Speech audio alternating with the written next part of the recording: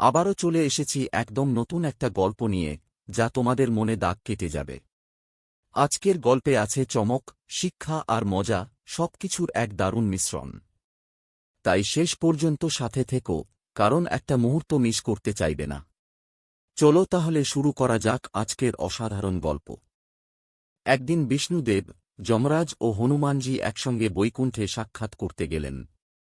দেবদেবীর সেই মহাসভায় যখন তারা আড্ডা দিচ্ছেন, তখন হঠাৎ যমরাজের দৃষ্টি পড়ে এক অপূর্ব রঙিন পাখির ওপর।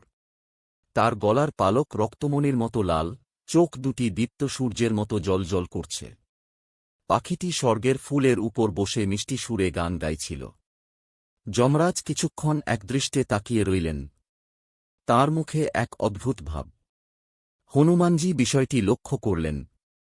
তিনি জিজ্ঞেস করলেন, প্রভু, ওই পাখিটার দিকে আপনি এতক্ষণ তাকিয়ে আছেন কেন? যমরাজ হালকা দীর্ঘশ্বাস ফেলে বললেন, হে মারুতি, ওই পাখিটির আয়ু শেষের পথে। আজই তার মৃত্যু হবে। এই কথা শুনে হনুমানজির হৃদয়ে করুণা জেগে উঠল। তিনি ভাবলেন, যদি আমি তাকে কোথাও নিরাপদে রেখে আসতে পারি, তবে হয়তো যমরাজের দূতও তাকে খুঁজে পাবে না। তিনি সেই পাখিটিকে নিজের হাতে তুলে নিলেন। বললেন, তুমি ভয় পেও না ছোট্ট পাখি, আমি তোমায় মৃত্যুর হাত থেকে বাঁচাব। তারপর এক লাফে তিনি আকাশে উড়ে গেলেন, মেঘ পেরিয়ে, পাহাড় পেরিয়ে, অবশেষে পৃথিবীর এক দূরতম স্থানে এসে পৌঁছালেন। সেখানে একটি গভীর অরণ্যের মাঝে এক বিশাল পর্বত ছিল। সেই পর্বতের গুহার ভেতর তিনি পাখিটিকে রাখলেন। চারদিকে শান্ত অন্ধকার, কারও প্রবেশের ভয় নেই। পাখিটিকে রেখে হনুমানজি সন্তুষ্ট মনে ফিরে গেলেন। যখন আবার স্বর্গে ফিরে যমরাজের সামনে দাঁড়ালেন, তিনি গর্বের সুরে বললেন, প্রভু, আমি আপনার মৃত্যুদণ্ড থেকে এক নির্দোষ প্রাণকে রক্ষা করেছি।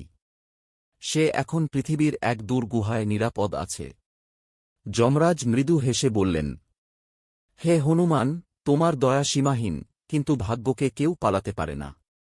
আমি বিস্মিত হয়েছিলাম, কারণ আমি যখন সেই পাখিটিকে দেখেছিলাম, তখনই ভাবছিলাম, এই তো আশ্চর্য।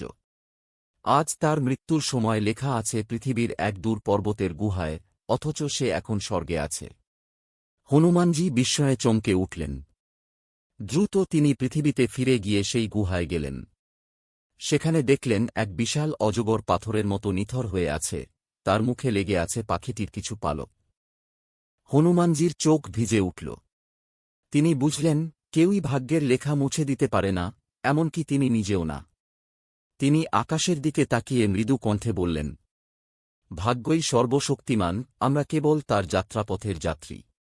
বায়ু মৃদু বয়ে গেল, আর সেই বায়ুর সুরে যেন শোনা গেল পাখিটির শেষ গানের প্রতিধ্বনি, যা হবার তা হবেই। নীতি বাক্য।